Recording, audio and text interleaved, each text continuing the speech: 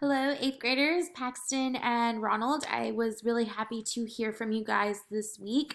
Um, for you guys, that was last week, but for this coming week, we are going to be talking about transformations. You only have one assignment, and this is something that we did recently. Like we did this after Christmas breaks, I think.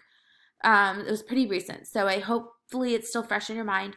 Transformations, that's when we use an algebraic representation to explain the effect of a given positive rational scale factor applied to two-dimensional figures on a coordinate plane with the origin as the center of dilation. So, words that you need to remember: scale factor, 2D figures, coordinate plane, dilation, origin. All of these are things that we talked about. These are things you need to be thinking about as you're going through this lesson.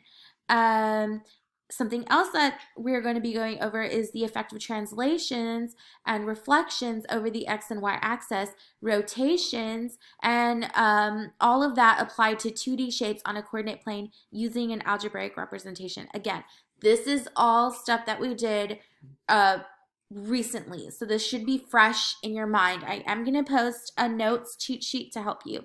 Let me show you what your assignment's going to look like. You are going to be doing a Google form.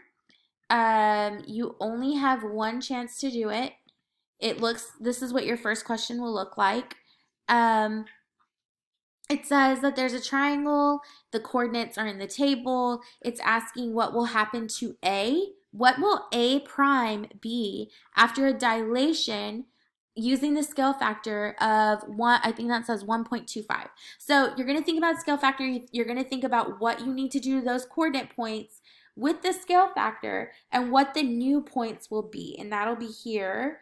That'll be here on this Google form. If you guys have any questions, please email me. We can video conference. Whatever you guys need, I'm here to help you. I hope everyone's doing okay.